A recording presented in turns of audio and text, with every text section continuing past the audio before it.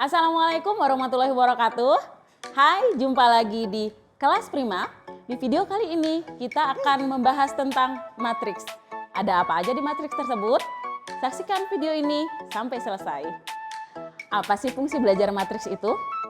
Sebenarnya dalam kehidupan sehari-hari kita sangat sering menjumpai matriks tersebut. Contohnya, sekarang kita sedang berada di sebuah coffee shop atau kedai kopi. Nah, kedai kopi ini mempunyai dua cabang. Kita akan memperhatikan ada penjualan harian 3 hari berturut-turut dari kedai kopi tersebut.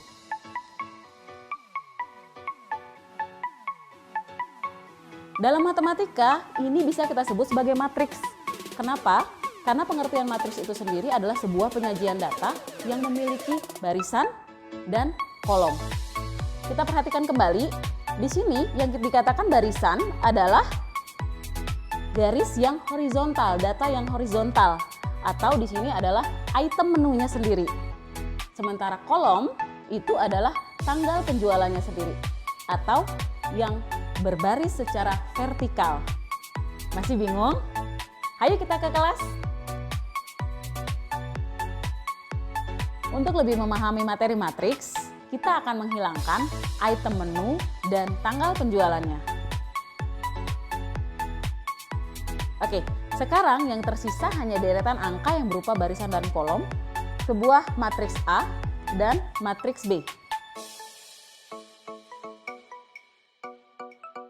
Sekarang kita akan belajar tentang operasi aljabar pada matriks. Yang pertama, penjumlahan. Syarat dua buah matriks bisa dijumlahkan. 1. Ordonya harus sama. Kita cek apakah dua buah matriks ini berordo sama? Sama kan? Syarat yang kedua, posisi dari elemennya harus seletak. Contoh, A11 pada matriks pertama hanya bisa dijumlahkan dengan A11 juga pada matriks yang kedua.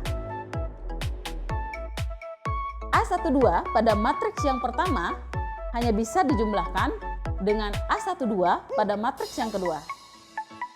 Sehingga, jika dua buah matriks ini kita jumlahkan, maka akan menghasilkan matriks yang ketiga.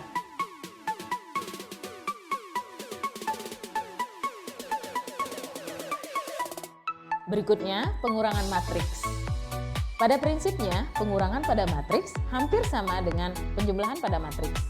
Hanya jika pada penjumlahan matriks itu berlaku hukum komutatif, sedangkan pada pengurangan matriks tidak berlaku hukum komutatif.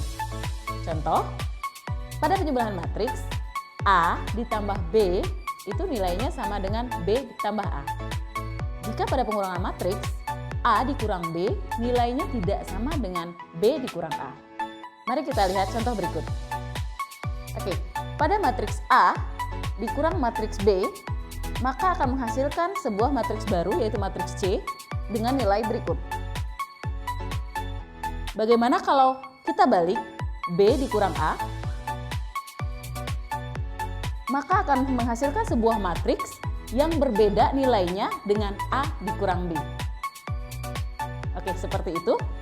Kemudian kita akan mempelajari yang berikutnya yaitu tentang transpose pada matriks. Transpose itu berarti ada perubahan posisi pada matriks. Contoh yang paling gampang adalah seperti ini. Jika suatu matriks dengan jumlah barisan dan jumlah kolom, maka jumlah barisan tersebut akan menjadi kolom, sedangkan kolomnya akan berubah menjadi baris. Oke, seperti itu materi tentang matriks. Semoga dapat dipahami. Sampai jumpa di kelas Prima berikutnya. Assalamualaikum.